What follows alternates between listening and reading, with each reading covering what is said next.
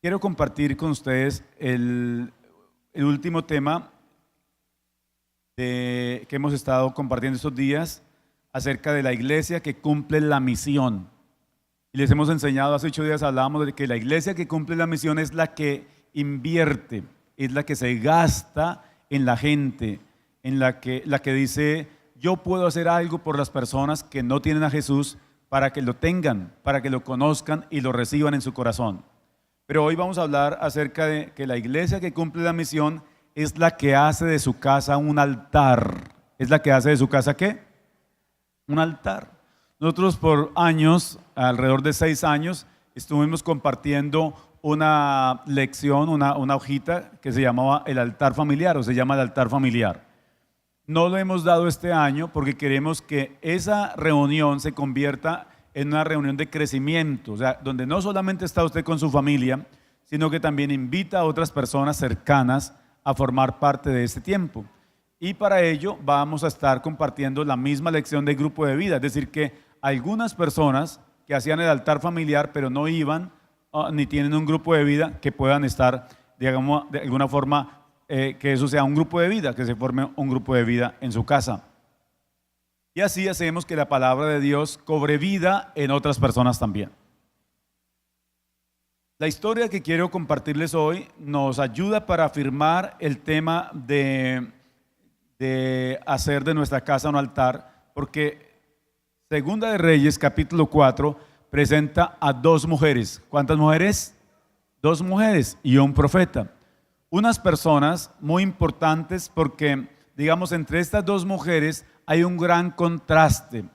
Una que lo necesita todo, que tiene una gran escasez en su casa, pero otra que lo tiene todo, que tiene abundancia en todas las áreas, pero que de alguna forma cada una de ellas logra, a través de la presencia de Dios en su casa, ver cambios que les proporciona una nueva esperanza y una nueva vida para ellas y sus familias.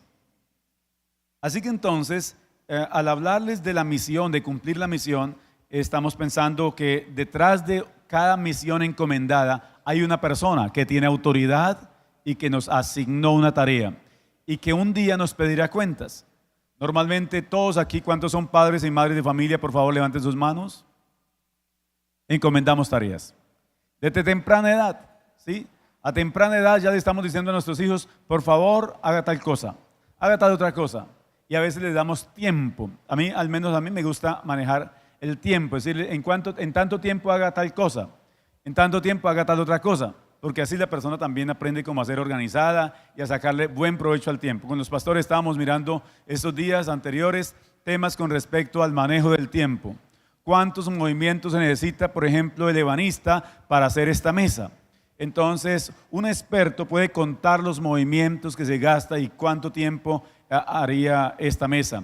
Y entonces el nuevo ebanista debe usar los mismos movimientos para que no se desperdicie el tiempo y se alcance siempre la meta.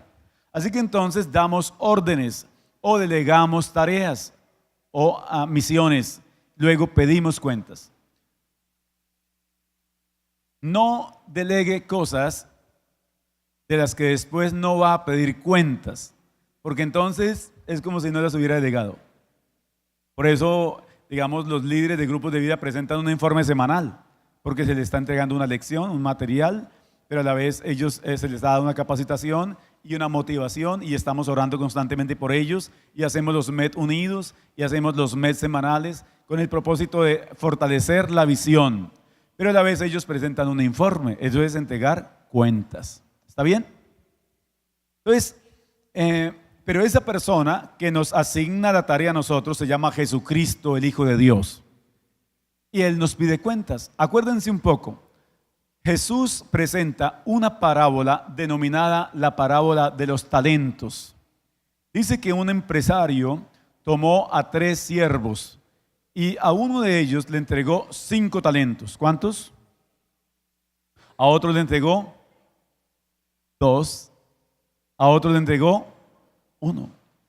Y dice, y se fue lejos a vacaciones, a disfrutar un poco de la vida y dejó a su gente trabajando. Pues él ya ha trabajado mucho, por eso es empresario ahora.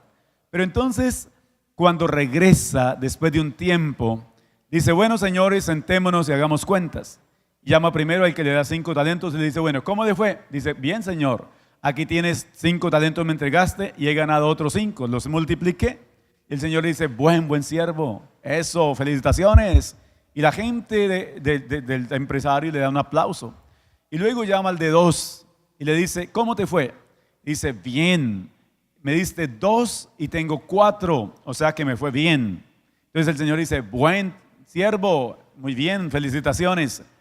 Y llama al que le entregó 1 y le dice, ¿y cómo te fue? Dice, Señor, sabía que eres hombre duro, que recoges, que cosechas donde no siembras y que recoges donde no esparces. Por eso tuve miedo y escondí el talento. ¿Qué hizo con el talento? ¿Qué hizo con el talento? Lo escondió. Malo, ¿cierto? Jesús le delega una tarea, pero él no hace esa tarea.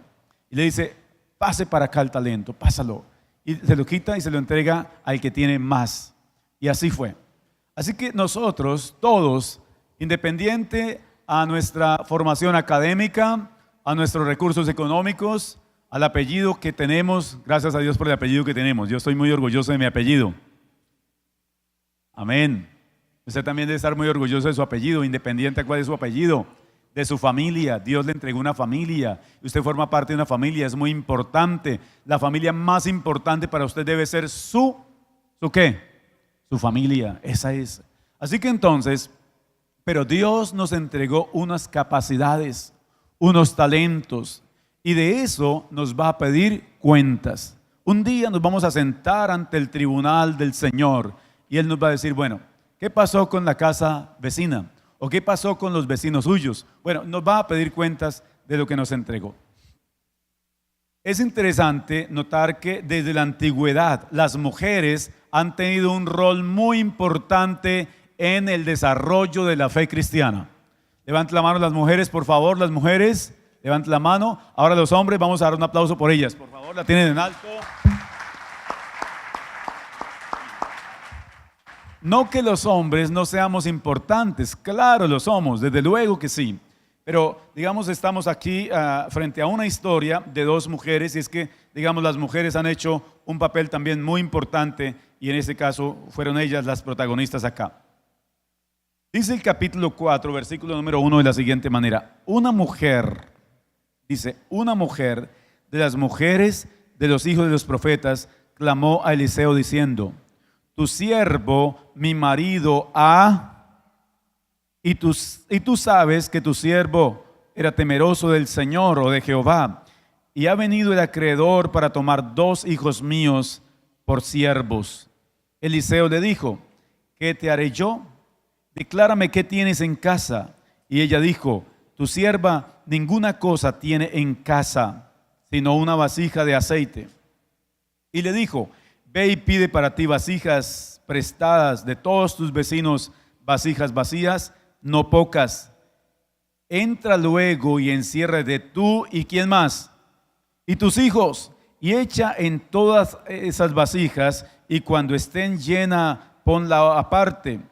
Y se fue la mujer y cerró la puerta, encerrándose ella y sus hijos, y ellos le traían las vasijas, y ella echaba el aceite. Cuando las vasijas estuvieron llenas, dijo a un hijo suyo, traedme aún otras vasijas. Y él dijo, ¿qué dijo él? No hay más vasijas. ¿Y qué pasó con el aceite? Cesó el aceite. Vino ella luego y lo contó al varón de Dios, y el cual le dijo, ve y vende el aceite y paga a tus acreedores, y tú y tus hijos vivid ¿de qué? De lo que queda.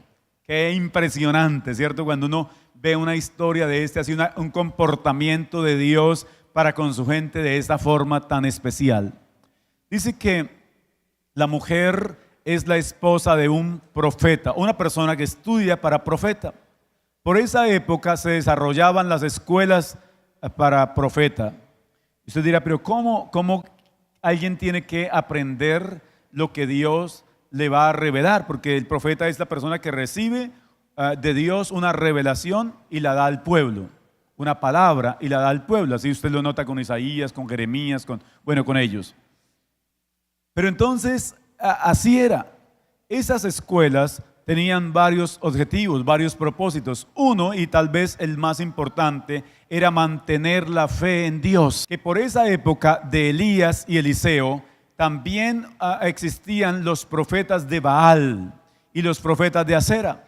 Esos profetas eran muchísimos y estaban desviando la fe del pueblo de Dios. Así que entonces, las personas temerosas del Dios de los cielos, ellos dicen, nosotros necesitamos preparar más gente que escuche a Dios y que hable lo que Dios les revela. Y por eso abren esas escuelas que cada vez tenían más asistentes. Acuérdense que en la época de Eliseo, por eso se les perdió el hacha, se les cayó el hacha en el río, porque dicen, uno de los estudiantes le dijo a Eliseo, el lugar en el que moramos es pequeño, es estrecho, estamos hacinados aquí. Por eso vamos al río y cortemos madera, árboles, y vamos a ampliar nuestro lugar de habitación. Y fueron y así pasó. Así que entonces, pero ellos vivían, digamos, en comunidad, en algunos casos de manera un poco precaria.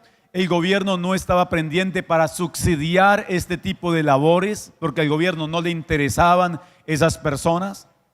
Así que entonces, pero el gobierno sí estaba interesado en subsidiar totalmente y con muchos lujos a otros profetas, a los profetas que hablaban mentira. Digamos, en ese caso, a los profetas de Baal y de Acera, eran sostenidos por la mesa de Jezabel. Lo han leído así, ¿no?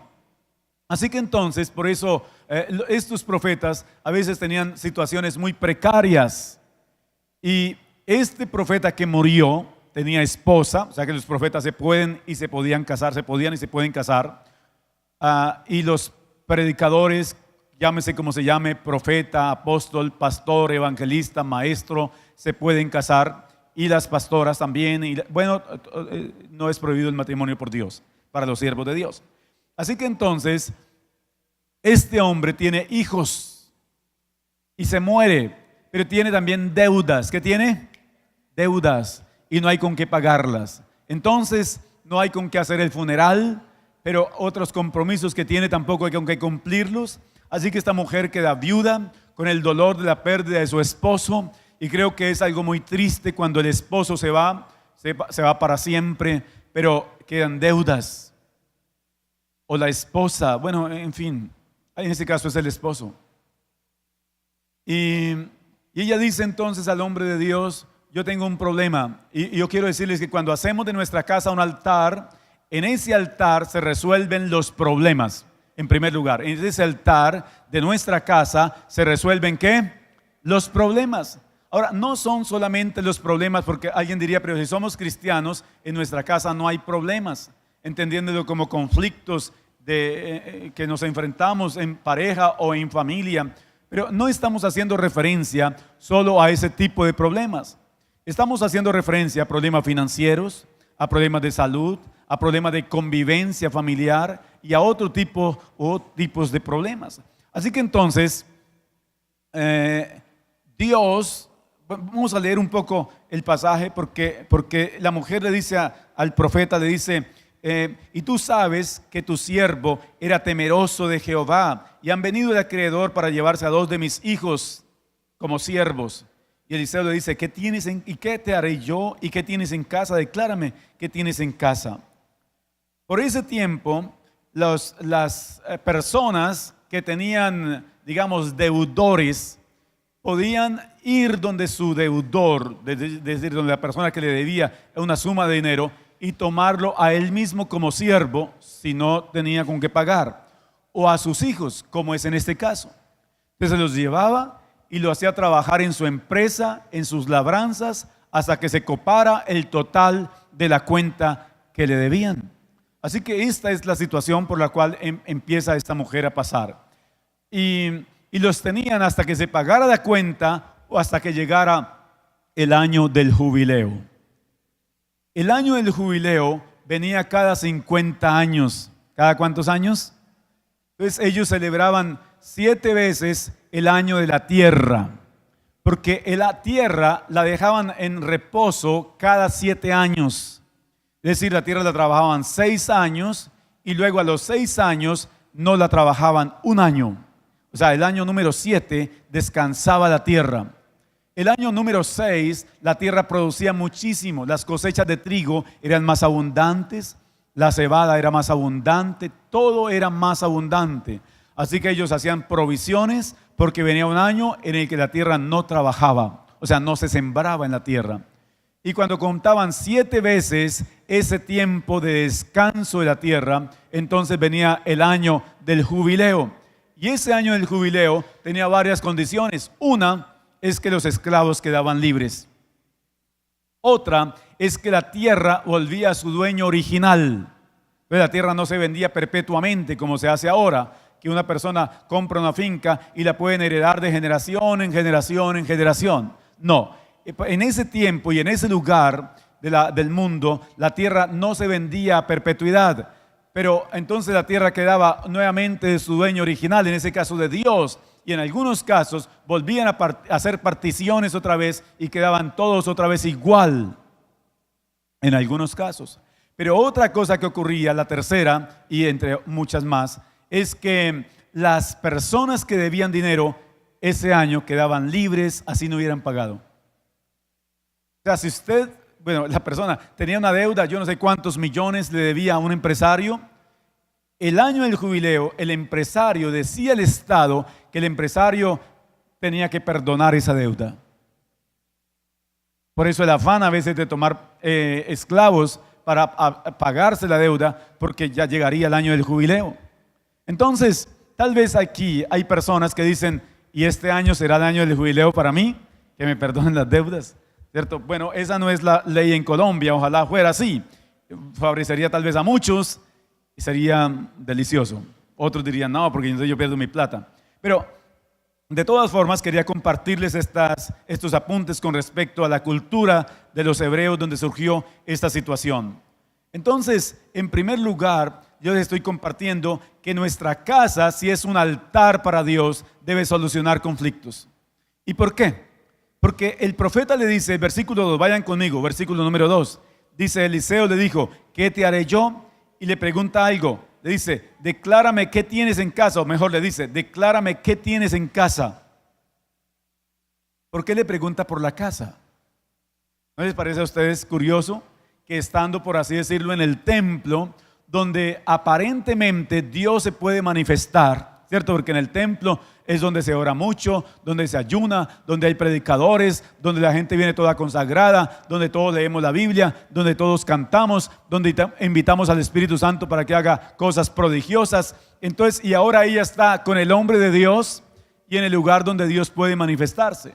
Pero él está preguntando por la casa. Le está diciendo, tienes en primer lugar, digamos, las cosas espirituales, las cosas religiosas en primer lugar y has dejado tu casa. Recuerda ahora, ¿qué tienes en casa? Y ella dice, que yo recuerde nada, o sea, yo no tengo nada en casa. Porque hay personas que no valoran lo que tienen en la casa. Hay personas que dicen, no, es que a mí sí me tocó la familia más difícil, me tocó el esposo más difícil, que ronca más duro, bueno, me tocó la esposa que es más despaciosa y se le ahuman los frijoles, bueno, así, y están siempre mirando las cosas negativas. Alguna vez hablé con una mujer y me llamó mucho la atención lo que ella dijo.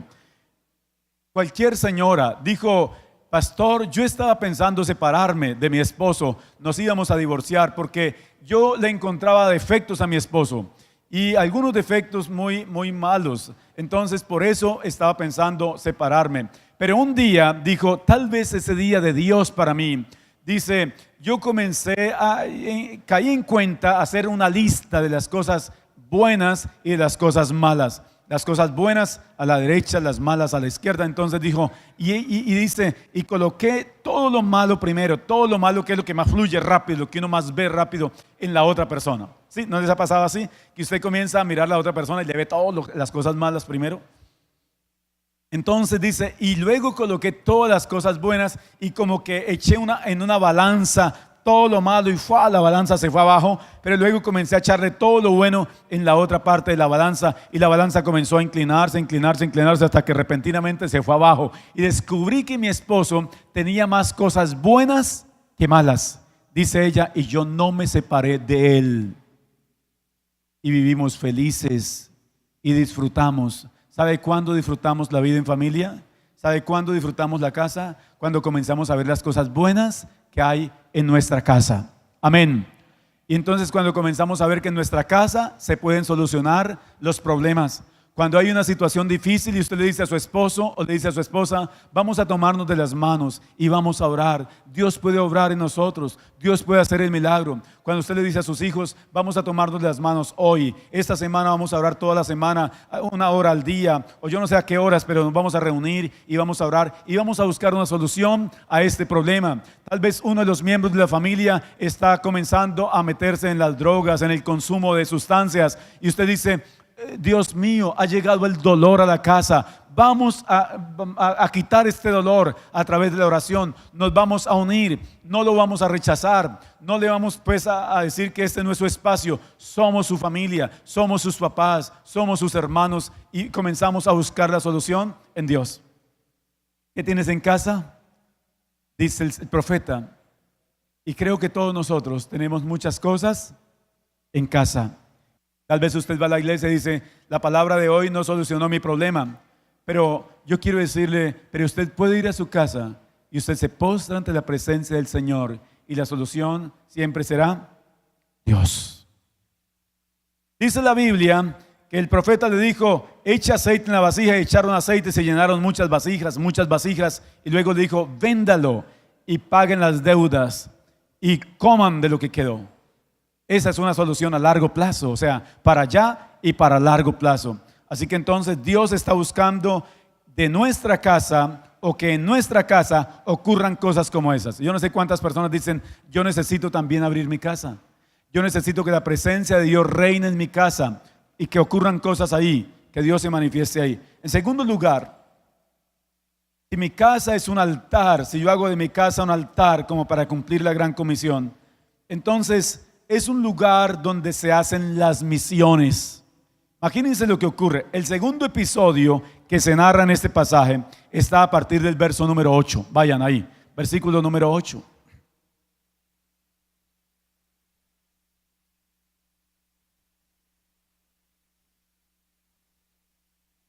Dice la palabra que Eliseo pasaba por Sunén.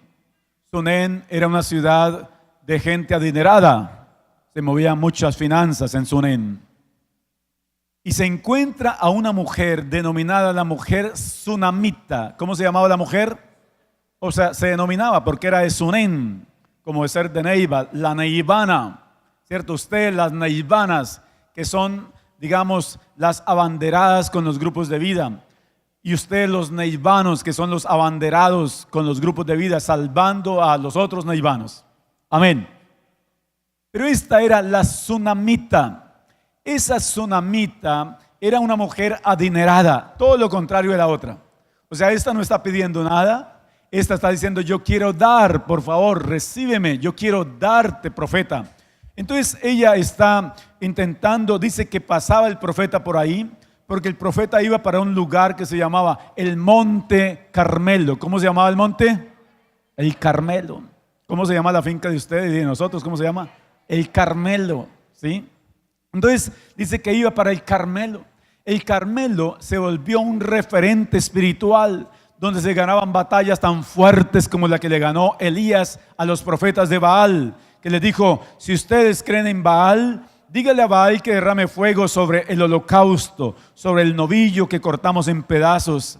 Y si él derrama fuego, entonces ese será el Dios. Ahora Elías sabe que eso no va a pasar, porque él sabe que el único que podía hacer eso era Dios, el Dios de los cielos, el verdadero Dios. Dice, y luego yo clamaré a Dios también, a mi Dios, al Dios del cielo. Y si él derrama fuego del cielo, entonces ese será el Dios. Y todo el pueblo dijo, listo, qué desafío interesante. Y todos se le midieron. Y el Dios de los cielos derramó fuego, mientras Baal no pudo, porque sencillamente era una imagen, entonces no podía derramar fuego del cielo. Ahora, eso ocurrió en ese monte. Y por eso y por muchas otras cosas, el monte era muy referente espiritualmente hablando. Así que era un lugar de muchas oraciones. Los profetas iban para tener un encuentro con Dios, para que Dios les revele palabras, para que Dios les revele misterios. Para eso iban ellos a ese monte. Y él está pasando por la casa de la sunamita con alguna regularidad. Y la sunamita le dice: por favor, entra a nuestra casa y come. Y el profeta dice: no, me da pena, porque una vez es muy tímido, ¿cierto? Entonces uno como que, por favor, pastor, lo invito a almorzar, y uno dice: no, me da pena. Bueno, si ustedes dicen algo hoy, pues yo estoy hoy sin mucha pena. Pero entonces él dice: no, y ella dice: no, por favor, tienes que entrar a nuestra casa. Es como que le doy la orden que entre a mi casa porque yo quiero atenderlo. Entonces dice: bueno, está bien, yo voy a entrar. Y entra a su casa y come. Y así ocurre varias veces. Pero hay un día, entonces ahí encontramos que ella dispone de sus recursos financieros para atender al profeta. Y en esto, digamos que está apoyando las misiones, porque él está, digamos, sosteniendo la fe cristiana. Esa es su tarea. Y promulgando, promoviendo la fe cristiana. Así que entonces la segunda cosa que ella hace es que ella le dice al esposo: venga, amor. Las mujeres, digamos, tienen una forma de convencer al esposo. Y yo cuando doy algunas orientaciones a las señoras que piden orientación, digamos, a mí casi no me piden tanta orientación, pero porque aquí hay pastores a quienes sí les piden mucha orientación. Entonces yo digo, y tienen alguna situación, yo digo: ¿sabe cómo se gana usted a su esposo? Con amor, con palabras tiernas, con caricias. Usted no se enfrente a su esposo a la fuerza, porque él tiene más fuerza que usted y él grita más que usted. Bueno, yo no sé si alegará más que usted, pero por lo menos sí tiene más fuerza que usted.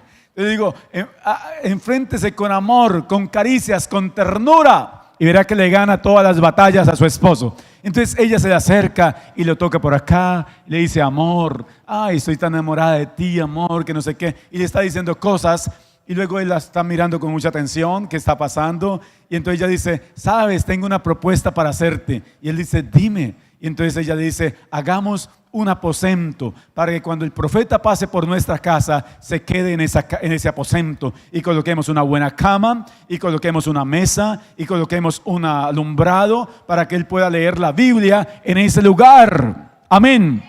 Y él dice: listo, amor, vamos a hacer el aposento. Yo saco dinero y mandemos a hacer el mejor aposento para que ahí se manifieste. Digamos, era como traer la presencia de Dios. Porque en ese caso, cada vez que ellos tenían un conflicto serio de resolver, iban donde el profeta. Acuérdense, cuando se le murió el hijo a la mujer, bueno, a esta misma mujer, a la sunamita, se le muere el hijo y ella arranca a correr para donde el profeta. Ella pudo orar, pero ahí, digamos, la persona que representa una manifestación grande de Dios era el profeta. Ya en nuestro caso no. Desde que vino Cristo, todos los cristianos tenemos autoridad. ¿Saben qué dijo Jesús? Dijo así, Evangelio de San Marcos, dijo: y estas señales seguirán a los que creen en mi nombre. Echarán fuera demonios, hablarán nuevas lenguas, tomarán en sus manos serpientes, y si bebieren cosas mortíferas no les hará daño. Y sobre los enfermos pondrán las manos y ellos sanarán. ¿Quiénes pueden hacer eso? Los que creen. Todos los que creen. ¿Cuántos creen en Jesucristo de Nazaret? Por favor. Ellos pueden levantar sus manos y colocarlas sobre los enfermos y reprender la enfermedad en el nombre de Jesús. Y la enfermedad solo tiene un camino: huir, irse. Así es. A menos que ya Dios haya determinado en ese caso el final de los días de esa persona. Perdón. Así que entonces, autoridad.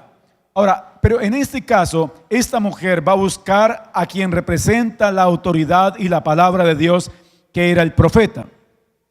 Así que entonces, ella, cuando atiende al profeta, cuando invierte en la obra de Dios, ella lo que está haciendo es promoviendo la fe cristiana, que de alguna manera a la mayoría de los gobiernos de los diferentes países del mundo eso no les preocupa. No hay problema, porque hay otros intereses mucho más fuertes que esos, y en pocos países realmente se promueve el cristianismo, en pocos países. Pero los países donde se promueve llegan a ser países muy prósperos, ¿sí? Porque es donde Dios comienza a derramar su poder, su gloria, donde la familia toma su verdadero rumbo, donde la juventud entiende el propósito de la vida, ¿cierto? Porque, digamos, no tienen que buscar solución a sus crisis, a sus despechos, en sustancias y en cosas que generan daños, en algunos casos irreversibles para sus vidas. En tercer lugar, quiero decirles que si nuestra casa es un altar para Dios, entonces en ese lugar Dios manifiesta su poder. Imagínense ustedes, Eliseo entra como en una preocupación. Él dice, bueno,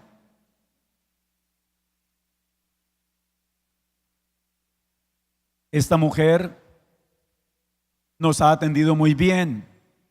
¿Cómo la recompensaremos a ella? Eliseo, pues yo no creo que cargue así dinero, porque puede comprar un regalo y darle un regalo a esta tsunamita y a su esposo. Pero él dice, ¿qué haremos por ella? Él dice, lo que podríamos hacer, y la llaman y le dicen, ¿quieres que hablemos por ti al rey? Y ella dice, no, necesito eso. ¿Quieres que hablemos al general del ejército? Ellos son amigos míos, yo soy una mujer adinerada, tengo una relación social muy importante, así que no hay necesidad, tranquilos. Eliseo se queda meditando y ella se va. Pero luego Giezi, el siervo, dice, ¿sabes, Señor? Porque le decían Señor o Padre a los profetas mayores. ¿Sabes? Ella no tiene hijos y su esposo es de edad avanzada. Y Eliseo dice, ahí está, eso es, llámala otra vez. Y ella viene y se para en la puerta del aposento y él le dice, el próximo año, por esta época, estarás abrazando, ¿abrazando qué? Abrazando un hijo, eso es, conectados, qué rico. Estarás abrazando un hijo. Y ella dice, Señor, por favor, o sea, como que yo no puedo creer eso. Y él dice, yo lo voy a ver. Bueno, en fin, le decreta la palabra de Dios y ella se va. Pero al año siguiente, por la época que el profeta dijo, a ella le nació un hijo. Amén. O sea que Dios, cuando entró a esa casa, cuando ella le permite el ingreso a Dios de manera definitiva a esa casa, Dios quitó la esterilidad que estaba en la tsunamita. Dios decidió hacer el milagro a través del profeta. El profeta declaró la palabra, Dios la hace.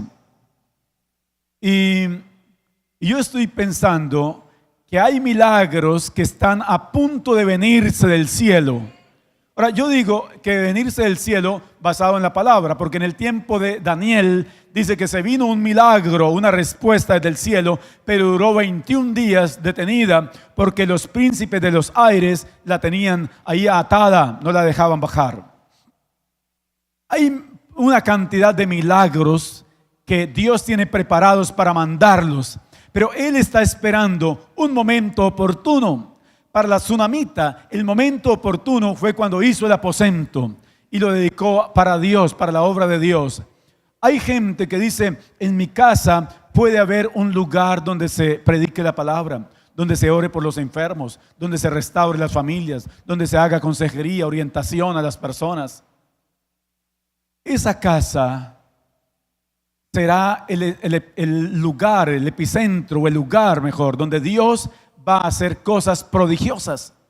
Tal vez hay alguien a quien el médico le dijo que ya no tiene más que hacer por ella, porque ya está muy avanzada la enfermedad, cual sea su nombre, y llegó a su casa, y usted determinó que en su casa se hará una célula o un grupo de vida, y alguien oró. Tal vez usted mismo dice, yo voy a creer la palabra, yo no puedo permitir que mi vecina se muera sin orar por ella, y usted reprende esa enfermedad con autoridad. Y cuando 2 meses, 3 meses, la vecina está mejor, va al médico y el médico le dice, ¿qué le hicieron a usted? ¿Qué le hicieron? Su organismo está nuevo, ¿cierto? Todo ha cambiado, no hay rastro de la enfermedad. Y su vecina va llorando a su casa, diciendo, vecina, aquí en su casa Dios hizo el mejor milagro para mi vida, me sanó, por ejemplo.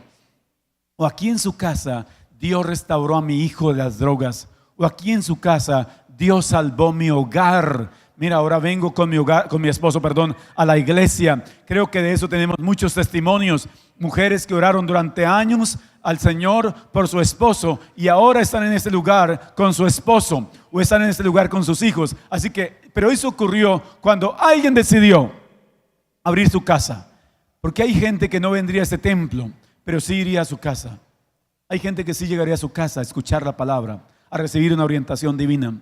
Así que entonces yo quiero decirles, la iglesia que cumple su misión es aquella que dice: mi casa puede ser un altar